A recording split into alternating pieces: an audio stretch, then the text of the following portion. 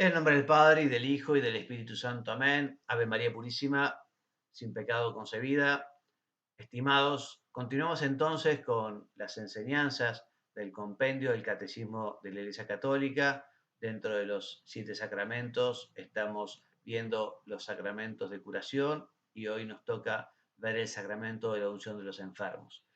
El compendio comienza diciendo que la Iglesia tiene un sacramento específico para los enfermos, instituido por nuestro Señor, al igual que los otros 6, y atestiguado por Santiago en su epístola, en el capítulo 5, versículo 14 y 15, dice: ¿Está enfermo alguno de vosotros? ¿Está enfermo alguno de ustedes? Llame a los presbíteros de la Iglesia, que oren sobre él y le unjan con óleo en el nombre del Señor. Este sacramento lo puede recibir cualquier fiel que comienza a encontrarse en peligro de muerte, sea por enfermedad, sea por vejez.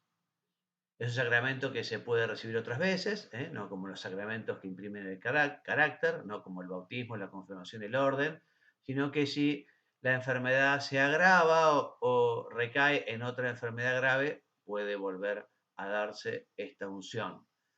El sacramento de la unción debe ir precedida por la confesión, por eso es sumamente oportuno llamar al sacerdote con tiempo para que justamente el fiel se prepare y sea recibido en el marco, digamos, de la familia o de la parroquia, en comunidad, muchísimo mejor.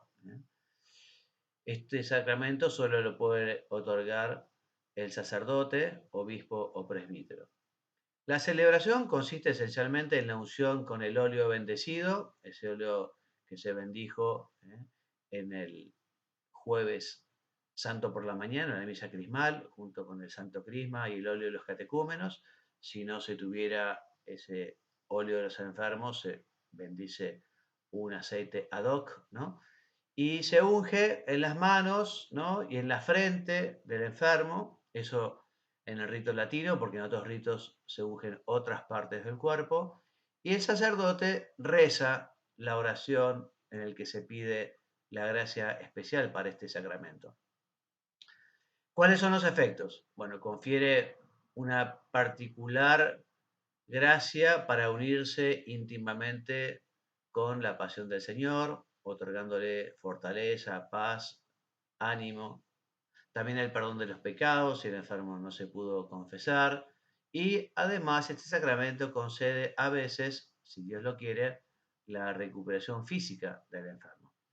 En todo caso, esta unción prepara al enfermo para pasar a la casa del Padre. Sumamente conveniente que el sacerdote que va a dar la unción lleve el viático, esto es la Eucaristía, recibida por quienes están por dejar esta vida terrena y se preparan para el paso a la vida eterna.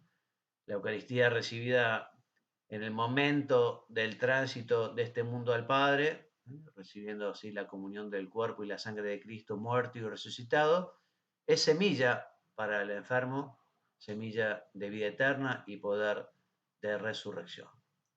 Pasemos ahora entonces rápidamente a los sacramentos al servicio de la comunidad, que son 2, el orden sagrado y el matrimonio, que confieren una gracia especial para una misión particular en la Iglesia al servicio de la edificación del pueblo de Dios. Contribuyen ambos específicamente a la comunión eclesial y a la salvación de los demás. Veamos el sacramento del orden. Entonces, a modo de definición, de descripción, nos dice el compendio, que es aquel mediante el cual la misión confiada por Cristo a sus apóstoles, lo recordarán en la última cena, haced esto en memoria mía, sigue siendo ejercida en la Iglesia hasta el fin de los tiempos. Con esta ordenación, con esta consagración, se entra a formar parte del cuerpo eclesial, de la jerarquía. Es un don singular del Espíritu Santo que permite ejercer una potestad sagrada al servicio del pueblo de Dios y en nombre y con la autoridad de Cristo. Las prefiguraciones del Antiguo Testamento se cumplirán en nuestro Señor, que mediante su sacrificio en la cruz es, como dice San Pablo en su carta a los Timoteos, es mediador entre Dios y los hombres, y en su carta a los Hebreos nos habla del Señor como el sumo sacerdote según el orden de Melquisedec.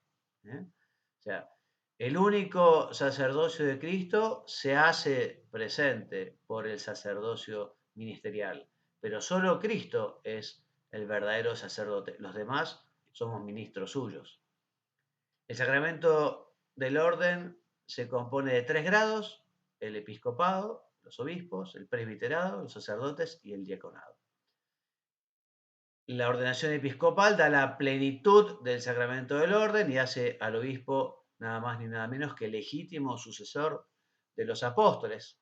Lo constituye también miembro del colegio episcopal, compartiendo con el Papa y los demás obispos la solicitud por todas las iglesias, la solicitud omnium ecclesiarum, y le confiere los oficios de enseñar, santificar y gobernar. Esos tria munera, munus docendi, santificandi, regendi.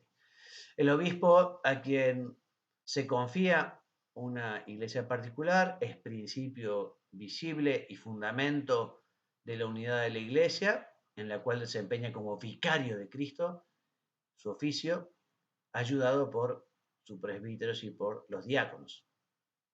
La unción del Espíritu marca al presbítero con un carácter indeleble que lo configura a Cristo sacerdote y le hace capaz de actuar en nombre de Cristo, in nomine Jesu Christi Capitis.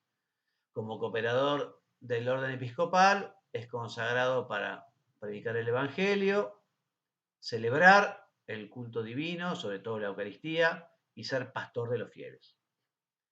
Con los demás presbíteros que forman el presbiterio tienen la responsabilidad de la iglesia particular. El diácono es ordenado para el servicio de la iglesia y lo cumple bajo la autoridad del obispo, en el ministerio de la palabra fundamentalmente, también en la participación en el culto divino, la guía pastoral y la caridad. Cada uno de estos 3 grados se confiere mediante la imposición de las manos sobre la cabeza del ordenado por parte del obispo, quien además pronuncia la solemne oración consagratoria. Con ella el obispo pide a Dios para el ordenando, que se va a ordenar, una especial efusión del Espíritu Santo y de sus dones en orden de su ministerio. Corresponde a los obispos válidamente ordenados en cuanto sucesores de los apóstoles conferir los 3 grados del sacramento del orden. Sabemos que solo el varón bautizado puede recibir válidamente el sacramento. La Iglesia se reconoce vinculada por esta decisión del mismo Señor. También sabemos que nadie puede exigir su recepción como si fuera un título universitario que uno ha cursado y ha aprobado todas las materias, entonces exige el título. No, el candidato debe ser considerado apto y llamado por la autoridad de la Iglesia. En el caso del episcopado siempre se exige el celibato.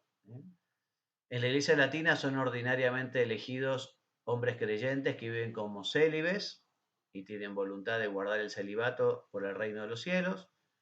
En las iglesias orientales no está permitido contraer matrimonio después de recibido el orden, el sacramento del orden. Pueden, en cambio, hombres casados recibir el sacramento. Al diaconado permanente pueden acceder también hombres casados. El sacramento otorga una efusión especial, lo decíamos, del Espíritu Santo, que confiere con Cristo ordenado su triple función de sacerdote, profeta, rey. También, repetimos, el sacramento confiere ese carácter espiritual indeleble. Tú eres sacerdote para siempre. Por eso no puede repetirse ni conferirse por un tiempo determinado. En el ejercicio del ministerio sagrado, los sacerdotes actúan in persona, de Cristo cabeza y en nombre de la Iglesia. Por lo tanto, le hemos dicho ya al principio, el sacerdote ministerial se diferencia esencialmente, no solo en grado del sacerdocio común, que reciben todos los fieles. Muy bien, entonces hasta aquí llegamos con nuestra lección de hoy. Me despido enviándoles la bendición, que Dios los bendiga y los haga muy santos. Amén.